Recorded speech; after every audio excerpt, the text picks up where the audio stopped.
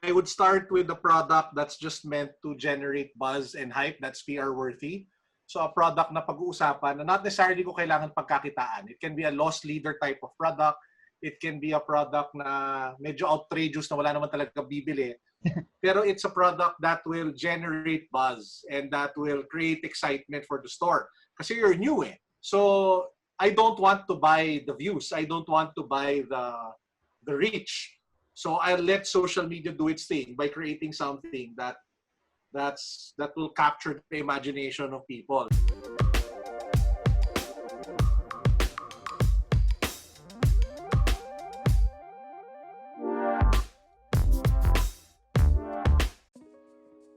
Hi everyone, we are in for a very special treat today. This is part of our New Year's collaboration where we feature past favorites, past guests in the channel to share their insights for this upcoming year with the intention of giving value to you that will help you in your business, your money, and your investments. So back in the podcast, we have Sean C., CEO of SEO Hacker, and Carlo Ople, Vice President of PLDT, founder of Unbox. What's up? And superstar YouTuber back with us. We also have Jayson Lo in the show joining us today. Woo! So before I go to very, very serious topics, I just want to, paano naghang yung video ni Carlo? Kala naghang. Hindi. Nakatigil lang talaga siya, bro. Okay. Oh, nagme-meditate ako. Before we go to serious questions, icebreaker question muna. Eto, kung may magnanakaw, robber, hold-upper, lumapit sa inyo, tapos pinapili ko anong kukunin niya, cellphone or wallet, anong bibigay nyo and why? Actually, nung nabasa ko nga yun kanina, habang naglalunch ako, medyo napaisip talaga ako dyan eh. Pero, for me, I would probably give my phone kasi para magka-lisensya ulit and stuff, kailangan kong pumila, tapos kailangan mong ma-expose. So, I would rather not do that. Yung phone, I bought the Pixel 5, had it shipped from the US straight to my door, so wala namang problema. By the way, the reason why I asked that kasi may one time nakita ko si Carlo sa isang coffee shop, tapos dahil na-starstruck ako sa kanya, nawala ko yung wallet ko, pati credit card. Hindi ko alam kung nalala ko Carlo, pero yun. Pero kung may choice din ako, bibigay ko yung wallet ko, pipiliin ko pa rin yung phone. Anyways, Carlo. Wallet bibigay ko. Ako rin, why? I don't use credit cards eh. Tapos, I have one ATM card that I bring with me that usually doesn't have money. Parang I just transfer if I need to withdraw. So parang yung buong buhay ko talaga revolves around my gadgets. So, I easily give away my phone, my watch, anything. I mean, wag lang yung phone kasi nandun talaga lahat. Wallet. Because? Well, napaisip eh, no? Kasi mas mahal ang phone. Kasi nandun lahat yung mga contacts mo sa phone eh. And mas malaki siguro yung ano sa akin, yung magiging inconvenience. So, sa inyo ba, wallet? Lahat kami phone. Si Sean yung wallet. Oo. Kasi ayoko pumila sa LTO or my license again. So lahat kayo phone ang mawawala, okay lang sa inyo? Phone yung hindi namin bibigay. Wallet. Right. Got it. Tsaka pag kunin nila yung phone, pwede mong i-vlog na hino-hold up ka with the phone, di ba? Pag binigyan ng wallet, parang, hi guys, hino-hold up ako, yung mga ganun, di ba? By the way, Carlo, tutuloy ko lang yung story. Nung nasa coffee shop, pinablock ko na lahat ng ATM ko tsaka credit card ko. Tapos pag uwi ko sa bahay, nandun lang pala yung wallet. So, sayang. Sobrang hassle. Nagpaano pa ako nagpa-CCTV pa ako sa coffee shop, tapos nagpa-CCTV pa ako sa SM Oranon to check. Tapos wala rin. Inabot ako ng midnight noon. Tinawagan ko yung mga credit card, pero yun. Anyways, another question. 3-month vacation. London, New York, why? Carlo, Jayson, Sean. Pwede ba? Or, ang daming COVID pareho dun eh. Hindi, kunyari, tapos yung COVID, or kung may choice ka na dun ka mag-stay for 3 months. Where? London. Why? London. I've been to the US several times. Parang it's just an English, parang it's I don't know, I wasn't as I've always thought that it would be so much fun and so much like, super, super, super interesting and different. Pero then you realize that it's just a richer Philippines. Kasi parang a lot of the things that you see in the US, that's what you see here. Parang we're like a micro, di ba kasi parang ano ba yan, yung culture siguro gets exported over here. As opposed to London, it really feels different. Parang from the pubs to the alam mo yun, yung mga, naalala ko when I went there, I was able to go around, napunta ako Stratford upon Avon or something, kung saan si Shakespeare. Tapos nakapunta ako dun sa Harry Potter studio. Kasi it was just so much fun. And I like the culture, I like everything that I saw. So London ako. Got it. Jason? Sa akin siguro New York. Okay. Para mas metropolitan. Got it. Before I go to Shannon, na-realize ko lang yung difference also sa States versus London. Mas parang mas natatakot ako sa States, parang maglakad mag-isa. Yung may feeling na ganun. Kahit although may mga lugar naman talaga na nakakatakot, may mga lugar na safe, pero yung feeling lang na yun. Well, I've never been to both. So I'm not sure how to answer it except for I would be more interested in the culture sa London. And I love reading fantasy fiction books kasi before. And yung mga writers na sikat, sila Tolkien. Ano yan Old English writers yan. So, I think London for me. Okay, I have two friends. Alam na nila, pinanood nila sa YouTube kung paano ka-snatch yan. So, yung isa, tinago niya yung wallet niya. Nanakawan pa rin. Oh. Kaya katindi. Binanggalan daw siya pagtingin niya. Wala na yung wallet. Yung isa naman ganun din. Pero yung advantage natin doon minsan, pag nakita nilang Asian ka, mas hindi ka yung first priority ng hold up. Oo nga. Poor. No. Totoo. Uy, hindi totoo yan Kasi pag Asian ka, alam nila na hindi ka taga doon So, primary suspect ka. Primary target ka pala. Got it. Okay, on a more serious note, how did 2020 change the way you save money? As you all know na parang hindi naman natin in-expect na mangyayari to, magkaka-COVID, magkakaroon ng lockdown, a lot of people's incomes got hit. Kayo, personally, how did it impact the way you're saving right now? I learned that we can live with less. Especially, nagsimula yan sa eating out. Kasi sa amin, nakakatawa, Kasi my mother-in-law was one of the first who got COVID. And she was actually the last person na yung kinover ng PhilHealth yung buong medical bill niya, which is umabot ng around 600,000. So, naka-isolate na kami that time. I remember, meron kaming yung parang waffle stick. Yung, what do you call that? Yung parang stick na maliit lang siya. Since di kami makalabas, hindi rin namin masabi sa mga tao kasi may stigma pa sa COVID that time. So, konting-konti lang yung nakakaalam. We would eat one stick every day. So, ako, yung wife ko, my 2 kids, umabot sa amin ng yan, parang 10 days yata, which normally mauubos yan in one sitting. And yung mga things na hindi namin nagagawa before, which is eating out. We didn't eat out for like 2 months. I haven't bought hello Carlo, hindi pa ako nakakabili ng single pair of shoes this year. Si Carlo kasi ang supplier. Tapos pwede ko padala sa'yo, pwede ko pag-grab. Padala kita mga picture. Tapos na yung 2020, so pwede na, Actually kami on the essentials or on the siguro similar to Jason, on the stuff that you usually felt na you needed, obviously hindi na kailangan kasi hindi rin kami lumalabas as much.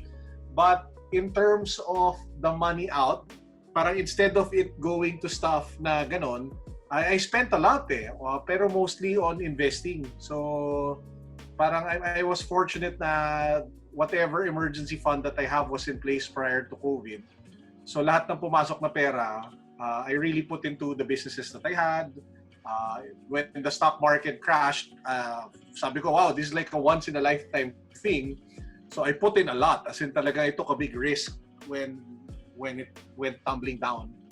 Tapos at the same time, when Bitcoin was floundering, I also put in a significant amount.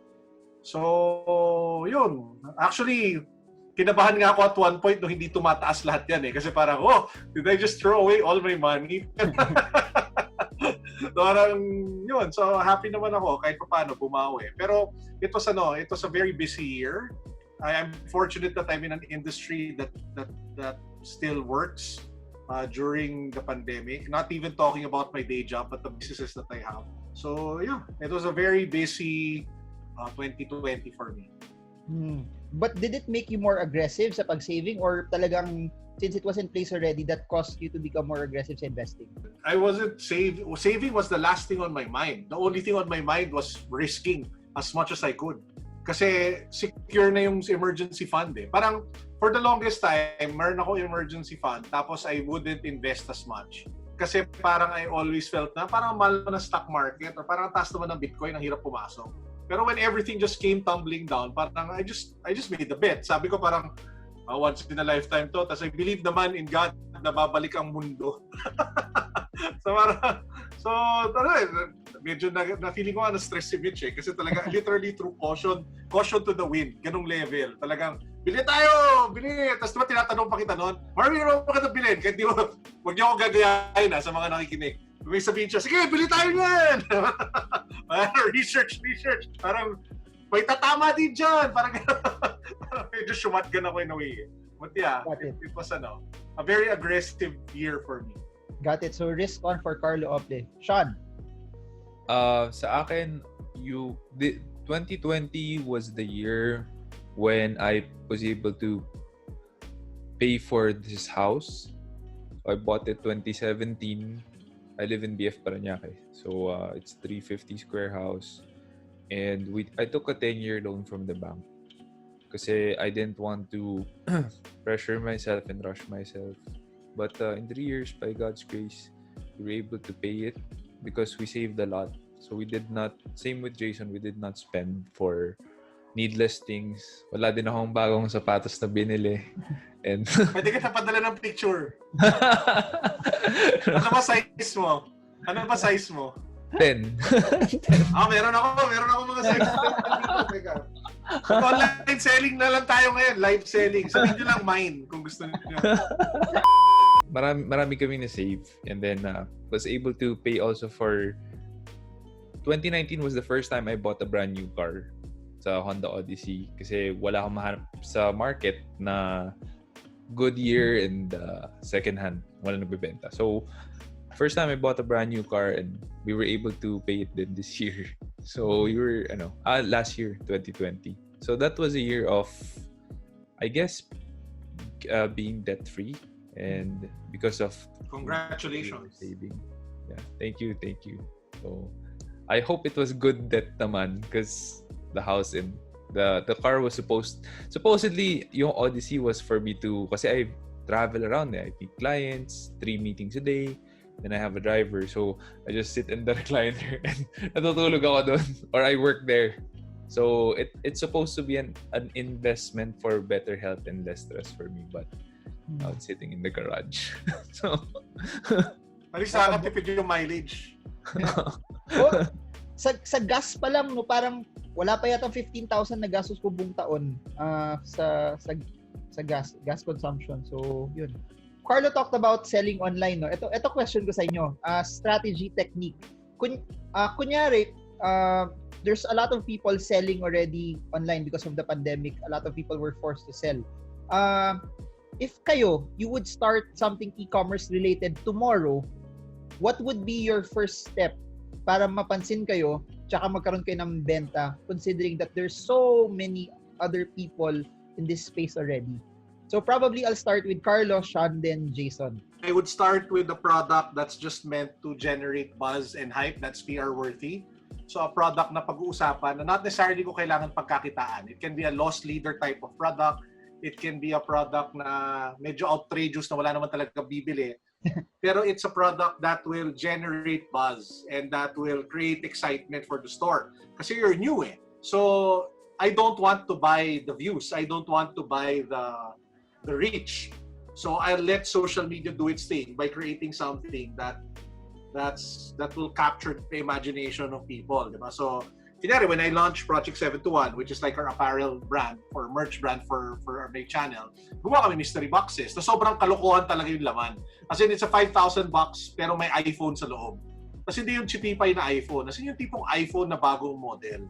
So, nagpalugi kami on some of the boxes para lang pag-usapan, para lang ma-excite yung mga tao, and also to create some sort of excitement for the brand. So, that's one. Number two, I think it's like the most important skill these days, parang storytelling.